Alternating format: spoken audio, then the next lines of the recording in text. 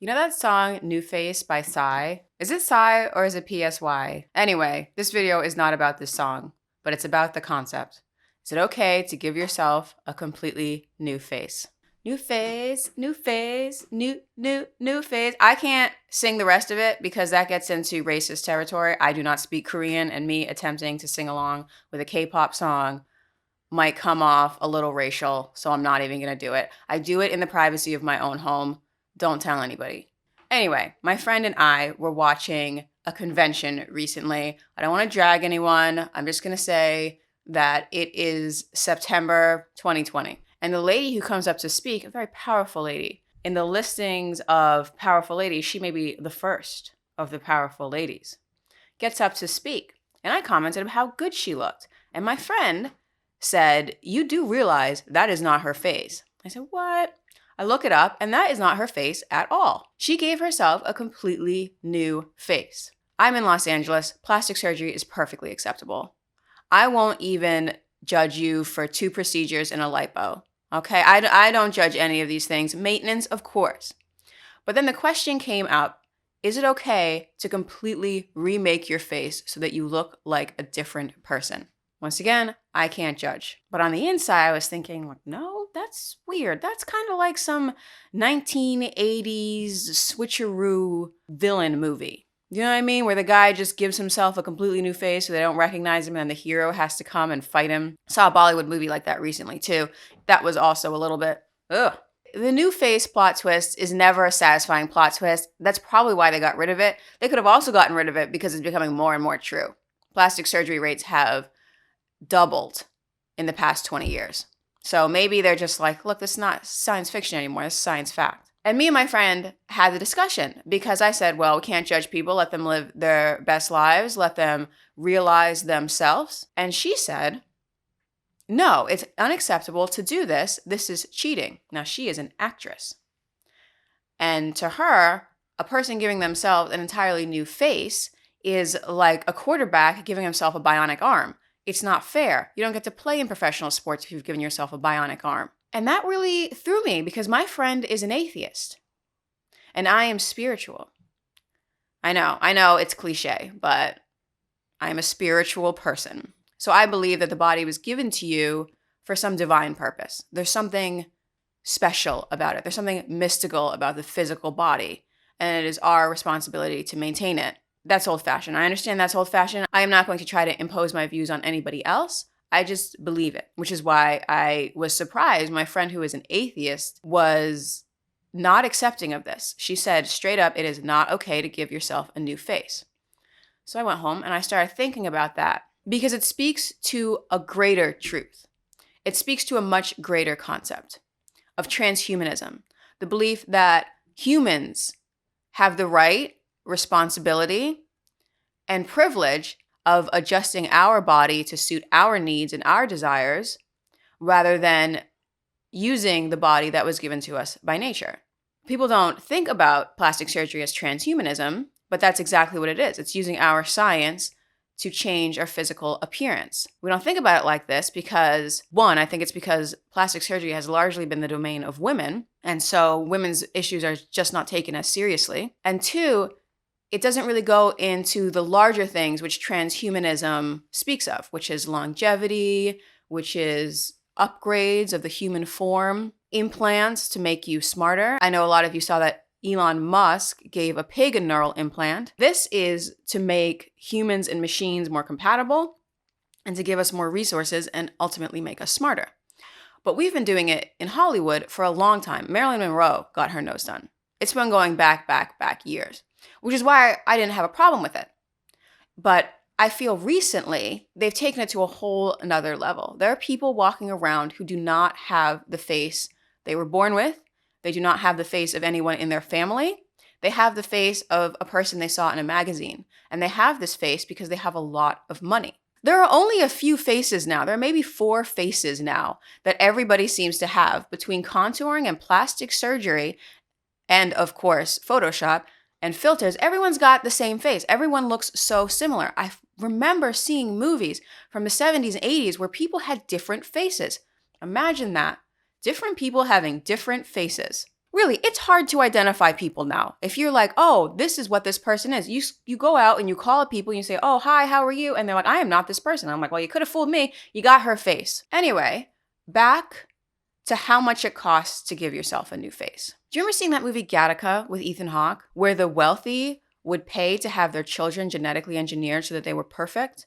And then the working class and poor couldn't afford this, so they were kept out of the upper crust simply because they weren't as physically perfect as the wealthy? Please explain to me how spending $20,000 to give yourself a new face is any different than that. We do not have the technology to genetically engineer babies. No matter what anybody tells you, please do not try to genetically engineer your baby based on what a doctor says. We are just not there yet. Thank God. People out here asking for a baby with blue eyes. Turns out the baby happens to be a serial killer. Well, he's a serial killer with blue eyes, huh? Important. The Gattaca came out about 20 years ago when we just mapped the genome and everyone thought it was a brave new world. Luckily, genetics is more complicated than that. So if anyone invites you to their garage to try some new CRISPR stuff, reject them. They're actually talking about genetic engineering, not whatever you were hoping they were talking about. So no, do not go into that person's garage. Now, plastic surgery costs a lot of money. It is not cheap. So to be able to get plastic surgery means that you're in the upper crust already, or that you have an extra few grand lying around. How is this not at Gattaca? Especially in Hollywood, in Los Angeles, in any of the industries that focus around beauty, how is it not Gattaca for those people to be able to meet whatever requirements are there? Whatever requirements those may be, because if they don't have it naturally, they can go and they can buy it. Now, I understand plastic surgery is important for a lot of people, especially in South America, the pageants. In South America and a lot of places in the world, beauty pageants are a way for poor and working class women to escape their poverty. It's their meal ticket. It's their ticket out of whatever situation they were born into. Much respect. I actually recently saw a Vice documentary where a white female reporter, American, went down and learned all about it. And the part that stuck with me when this South American woman was explaining to her what she needed to have done to win the competition. And the reporter looked at her like, ew, you're going to have all that done? I am so much better than that. And it's like, excuse me, lady. You represent the culture that is benefiting off of the economic system that requires this woman to have all of this surgery done just so she can have a comfortable life. That's not fair. That's really not fair for the West to have imposed this beauty standard on the world and then judge people when they try to meet it so that they can escape their poverty. Not cool. And it's also very similar in the United States with working class women who do need to use their looks to escape poverty. I'm never going to judge a person for that. Like I said, 2 procedures and a lipo, that's fine. A lot of the girls here who are making it out on their natural beauty simply can't afford these procedures. Some of them who can afford it simply will not have it done. Have you ever seen Botched? Botched scared me from plastic surgeries literally forever. I'm sorry, after one season of Botched, I realized that it wasn't always perfect. There was significant risk involved, especially if you are not going to the best surgeon and not doing your research. So please, if you are considering having plastic surgery, do your research. Make sure the doctor is above board. Make sure he has no complaints against him because you are too important to risk it. Isn't it funny? It's just funny. Over the past 20 years, the plastic surgery rates have doubled, and that makes sense because technology has increased. But also over the past 20 years, the wealth disparity has increased. Isn't that funny? Isn't it funny that as the stakes get higher and higher, how it can hurt you so badly to not be in the upper class, that the desperation for plastic surgery has become all that much higher as well. Now you may say, no, it's the Kardashians. The Kardashians popularized it and now they made it socially acceptable so everybody can get it. I just think it's funny that the plastic surgery and income inequality charts might look surprisingly similar when put next to each other. We'll see. Who knows? But I'm not into conspiracy theories. That would be an out there conspiracy theory, to think that the oligarchs are pitting women against each other to cover up from the fact that they're just raiding all the wealth. Would the oligarchs do that to us? That's crazy. Not the oligarchs. Now, that's not to say I don't feel bad for wealthy women as well. I feel bad for them because they have the money, therefore they do have the pressure to look perfect. And perhaps they don't have the same excuses that everyone else does, that, I was born with it and this is just how I am. They may feel increased social pressure to get something done so that they fit in with their peers who are also getting things done. So please don't take this as me bashing on wealthy women. Okay, so back to the discussion with me and my friend. I did not understand how she could be so opposed to it without calling on a higher power, because my internal opposition called on a divine creator, which gave us our bodies. I understand most people don't believe that, and that's okay. I accept all people's beliefs. My friend, who is an atheist, who does not believe in such a divine creator, was more horrified by this new trend than I was. And I just thought that was really interesting.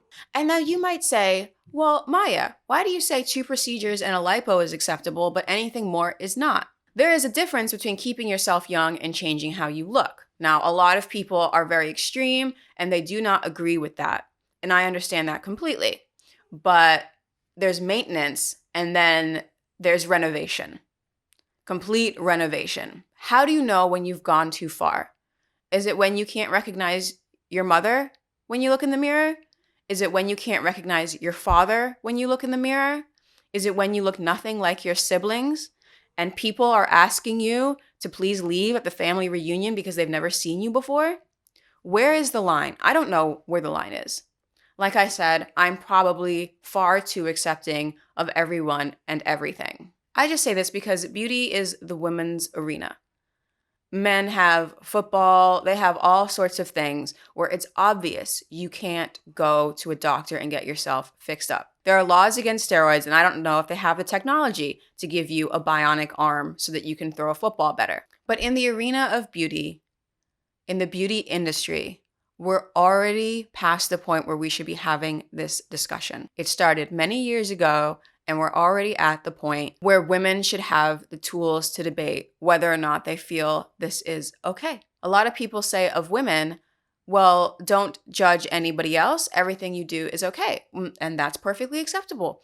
But why is it okay to then debate transhumanism as a concept? Because it's the same thing. So my friend was not wrong to be opposed to this. I often feel that women and girls are not given the tools that they need to debate this. They're simply told to be quiet, that it's none of their business, and they should just accept it and not be jealous. And that's not fair. Oh yeah, if you have not heard that Psy song, check out the K Cardio workout video for that song. It's a lot of fun.